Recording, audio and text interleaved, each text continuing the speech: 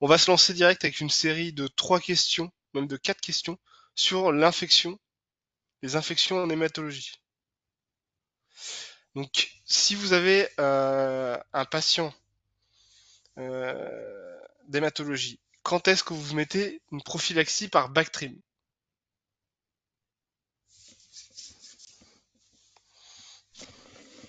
Est-ce que vous le faites dans les LAL, dans les LAM, dans le lymphome, dans les syndromes myélodysplasiques, dans les myélomes?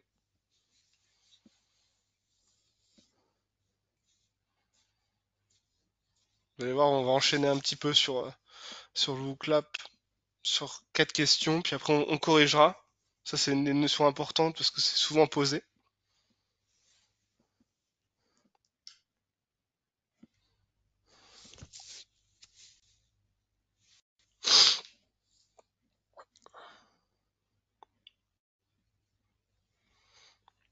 Alors, 5, 6. On est arrivé à 7. Ok, voyons voir ce que vous avez répondu. Bactrim, vous avez majoritairement mis dans la LAM, un petit peu dans la LAL, un petit peu dans le lymphome et un petit peu dans le myélome. Ok, on va revoir ça. On fait... Alors oui, ça a lancé. Ça, il faut que je relance. Maintenant, posaconazole. Est-ce que vous le mettez dans l'induction de LAM, dans les lymphomes, dans la LLC, dans le myélome? On va voir si vous êtes au point en termes de prophylaxie infectieuse.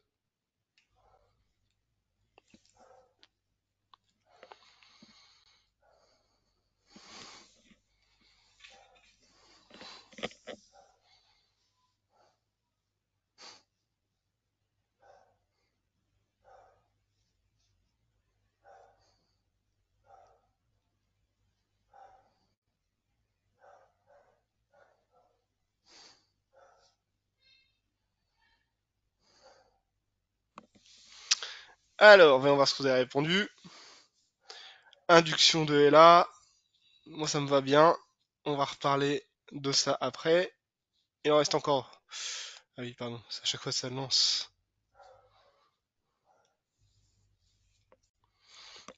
Et maintenant, parlons un petit peu du valacyclovir. Après avoir fait le posaconazole et le Bactrim, même question. Dans quelle pathologie vous mettez?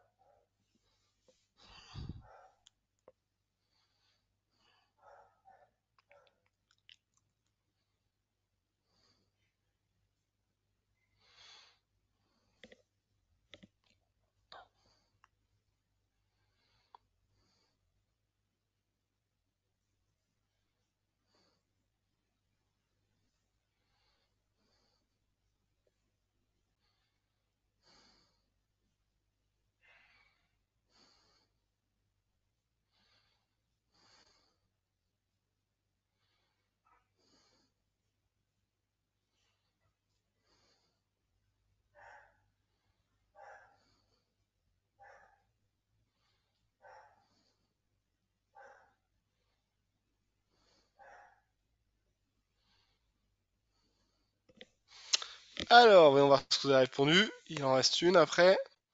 LAL majoritairement, ok. Myélome. LAM ressort dans la moitié des cas. Myélofibrose, lymphome. Ok, ok. Ah oui, chaque fois je me trompe. Et la dernière question que je voulais vous poser.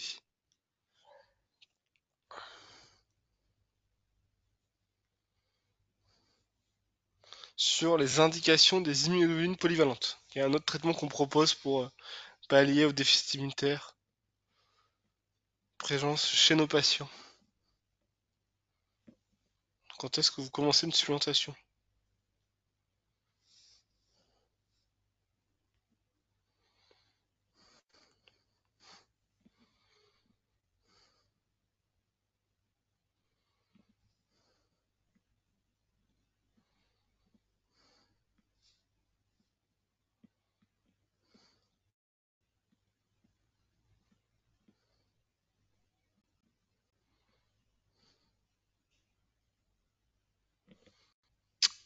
Très bien. 9 réponses. DICV, ça je suis d'accord avec vous. Quelques-uns ont mis premier épisode, d'autres ont mis deuxième épisode. En cas d'infection urinaire à répétition pour certains d'entre vous. Très bien. Et bien maintenant, on va corriger tout ça. Et on va revenir à la présentation. Et donc, tac. Il faut juste que je retrouve la slide en question. Non, elle aurait dû être là.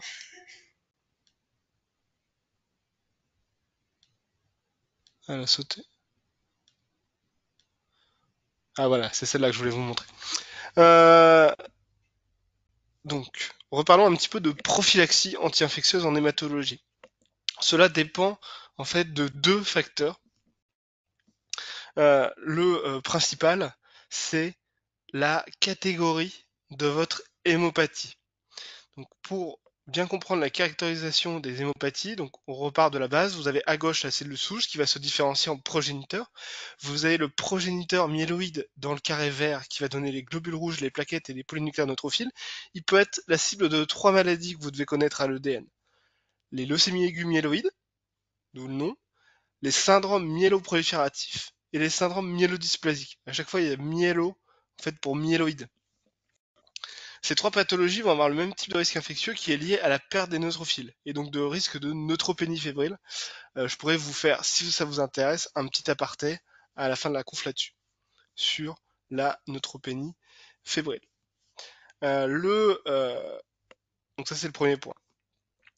Et donc ces risques infectieux dans les pathologies myéloïdes, c'est un surrisque d'infection à BGN à coccigramme plus, et si cette neutropénie est de longue durée, comme par exemple dans les inductions de LA, ça va arriver jusqu'au risque d'infection à champignons. C'est là où on peut indiquer le posaconazole. Donc la principale indication du posaconazole, quand on reprend la question que je vous ai posée, c'était l'induction de leucémie aiguë.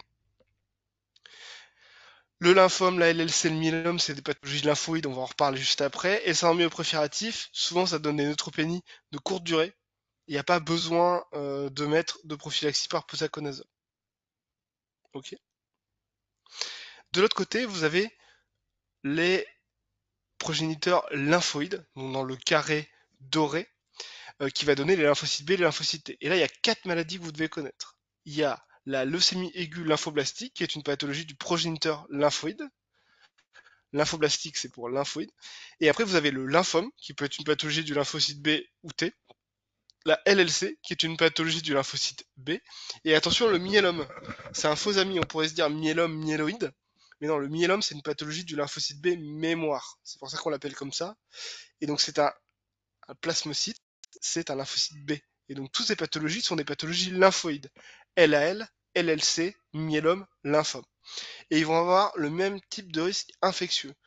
D'abord, T médié, avec des risques d'infection qui vous rappellent le VIH non traité, avec des réactivations de l'herpès et du VZV, et également des réactivations de pneumocystose, toxoplasmose. Ce pourquoi toute pathologie lymphoïde traitée doit avoir une prophylaxie par Bactrim et valacyclovir. Ok. Donc, quand on reprend les questions, la bonne réponse est LAL, lymphome myélome. La LAM, il peut y avoir des réactivations de germes opportunistes, mais elles sont beaucoup plus rares et donc il n'y a pas d'indication de prophylaxie primaire. Pareil pour les syndromes myélodysplasiques. Et quand on prend la situation valacyclovir, c'est pareil. LAL, myélome, lymphome. Ok. Donc c'est important parce que c'est vraiment une question classique pour le T. Alors, et donc ça vous a donné le deuxième élément. Donc savoir quelle est la maladie et après est-ce qu'on la traite. Parce qu'il y a les indications de prophylaxie sont valables pour les patients traités. Vous ne donnez du Bactrim valacyclovir que quand vous traitez ces hémopathies lymphoïdes. Si vous avez une LLC stade A, si vous avez un myélome indolent, il n'y a pas d'indication à donner ces prophylaxies en primaire. Et après, vous avez un déficit immunitaire B médié qui augmente le risque d'infection à germe encapsulé via les hypogamma avec les pneumocoques, les méningocoques, les Haemophilus influenza. Et ça, il n'y a pas d'antibioprophylaxie qui est validée, même si elle est faite parfois. Vous pouvez le voir dans les services d'hémato. Et on peut, en cas d'infection à répétition à ces germes encapsulés, indiquer des immunines polyvalentes. Ce pourquoi, quand on relit cette question, la bonne réponse, DICV, oui, parce qu'on sait que ce déficit va pas s'améliorer, et les patients, quand ils sont diagnostiqués, on va les supplémenter parce qu'on sait que ça va entraîner pas mal de complications, et on le fait uniquement pour les infections à répétition de germes encapsulés. Les infections urinaires, c'est souvent des BGN. Les lipogamas ne favorisent pas ce genre de problème. Les infections urinaires, il y a très peu de déficits immunitaires qui sont associés. C'est plutôt des problèmes liés à comment on appelle ça, des malformations ou de l'hygiène qui va être en cause dans les infections urinaires. Ok. Alors j'affiche pas de questions. N'hésitez pas, hein, s'il y a des choses qui ne sont pas claires. Donc si on revient là-dessus, pour qu'on finisse définitivement, on résume. Pathologie lymphoïde, LLC, LAM, myélome, lymphome, doit être, s'ils sont traités, avoir du valacyclovir pour herpès VZV et du Bactrim pour pneumocystose toxoplasmose. S'ils font des infections à germes encapsulés à répétition sur une hypogamma, on va leur donner une supplémentation par gamma-globuline, que en cas d'infection à répétition. Et du côté myéloïde, vous avez la neutropénie, et donc on va traiter la neutropénie fébrile quand elle arrive, il n'y a pas de prophylaxie. Et par contre, dans les inductions de LAM où il y a une neutropénie de longue durée, on peut donner du posaconazole pour éviter le risque d'infection à champignons, tout particulièrement à aspergillose. Ok. Alors ouais, voilà, ça c'est la question classique. Est-ce qu'il y a un taux d'hypogamma à partir duquel on supplémente ou seulement si infection à répétition? Très bonne question, moi je me le suis posé quand j'étais à ta place. En fait, il n'y a aucun seuil. Parce qu'il y a certains malades, ils vont avoir 2 grammes de gamma et ils vont pas faire d'infection. Et donc tu les supplémentes pas. Et tu as des malades, ils vont être à 6 grammes sur un DICV par exemple, et tu vas les supplémenter. Donc il n'y a pas de seuil. Bien sûr, on ne supplémente pas en gamma globuline un patient qui a genre 15 grammes de gamma, évidemment. Mais il n'y a pas de seuil limite dans l'hypogamma. Des gens peuvent être mal à 7 grammes, d'autres être très bien à 2 grammes. Donc ça va dépendre surtout du phénotype clinique qui va l'emporter. En parlant de ces infections à germes encapsulés, il y en a un qui va nous intéresser tout particulièrement avec une autre question sur l'infection à méningocoque. Donc là, on a vu, donc vous avez déjà en partie la réponse à cette question. Je vous ai donné un des déficits immunitaires associés à cette infection, mais il y a d'autres déficits immunitaires qui sont associés à l'infection à méningocoque, et je vais vous raconter pourquoi. Et ça va vous aider à mieux comprendre comment le système immunitaire a été façonné.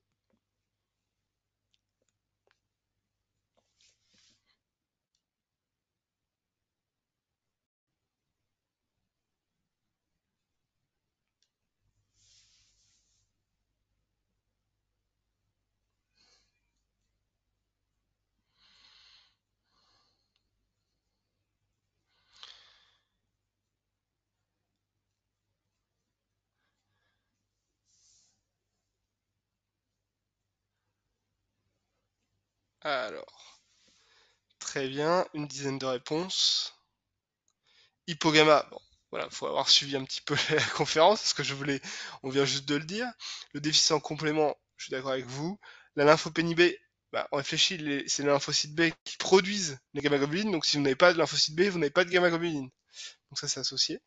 La neutropénie et la splénisme, on va en reparler. Vous avez plutôt bien répondu, à part la lymphopénie B, attention, il faut se souvenir de comment ça marche. Alors, comment ça marche cette infection? Alors, je vais peut-être sortir le diaporama là, parce que ça sera plus joli, je pense. Il y aura les effets. Alors,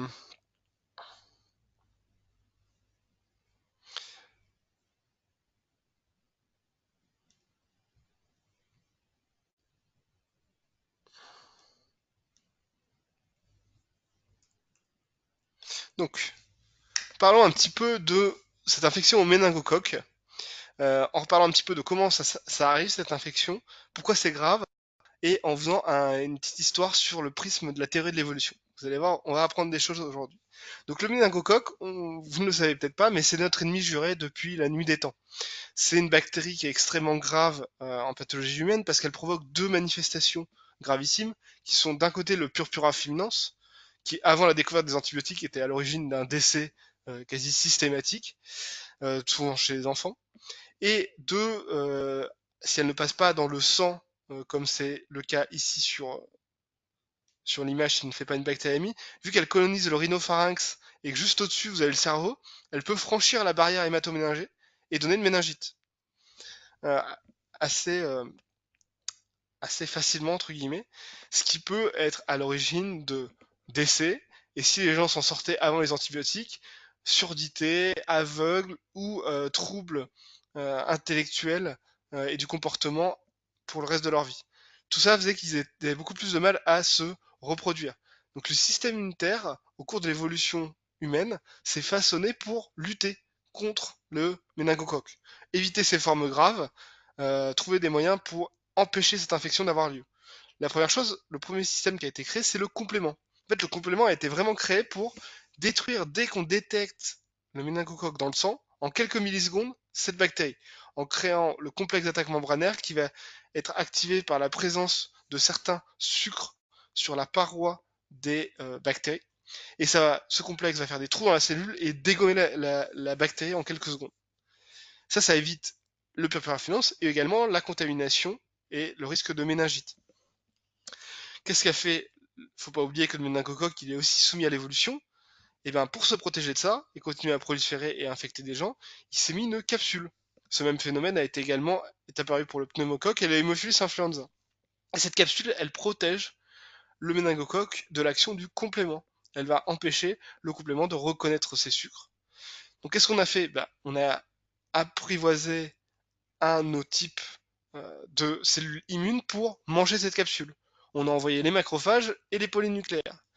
Et grâce à certaines structures présentes sur cette capsule, ils sont capables de la reconnaître et de la manger. Qu'est-ce qu'a fait le diplocoque? Le méningocoque, il a fait disparaître de sa capsule les marqueurs qui auraient été reconnus par les récepteurs des macrophages et des polynucléaires. Le salaud. Et qu'est-ce qu'il a fait du coup? Qu'est-ce qu'on a fait? Eh ben, on a créé un système qui permet de mettre une cible sur les diplocoques pour que les macrophages et les polynucléaires puissent manger la capsule et que le complément puisse finir le travail. Et ça, c'est ce qu'on appelle l'opsonisation. C'est le fait d'avoir des anticorps qui vont venir mettre une cible sur les diplocoques. Et donc avec vos lymphocytes B, vous permettez aux macrophages de manger ou aux polynucléaires de manger la capsule et au complément de finir le travail. Donc là, vous me dites, bah, c'est génial, tout marche pour le mieux. Le problème, c'est qu'il faut se souvenir, c'est que les lymphocytes B, il faut qu'ils soient rentrés une première fois en contact avec l'infection pour après créer des anticorps ultra spécifiques pour reconnaître rapidement. Sinon, ça prend plusieurs jours. Et donc, vous imaginez bien, si le système prend plusieurs jours à reconnaître le diplocoque, bah, le patient il a le temps de faire le purpuraffinance ou la méningite et de mourir. Donc, c'est un système qui n'est pas totalement efficace. Et c'est là où c'est assez incroyable l'évolution. C'est qu'on a créé. Alors, malheureusement, ça a mal. Ah, l'image, elle est pas nette. Je vais vous l'agrandir. Désolé, ça a écrasé.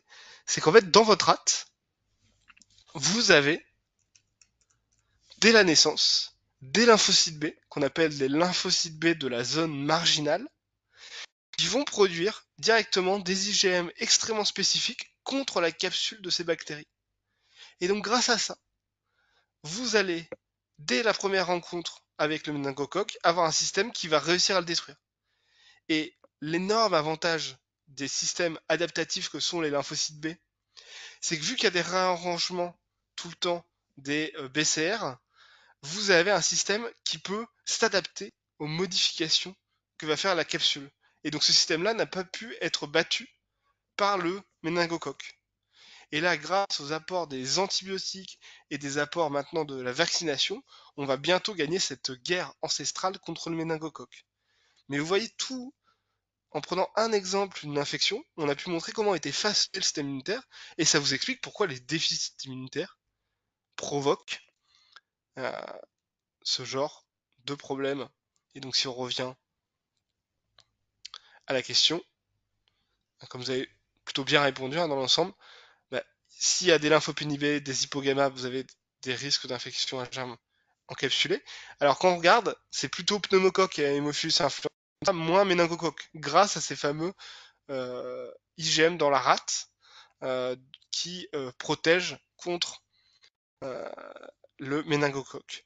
Le déficit en complément, c'est très fortement associé au risque de méningocoque, et donc l'asplénisme, comme on l'a dit, ou la splénectomie. C'est pour ça que c'est hyper important de les vacciner avant de les splénectomiser pour pouvoir avoir une réponse et pas perdre cette immunité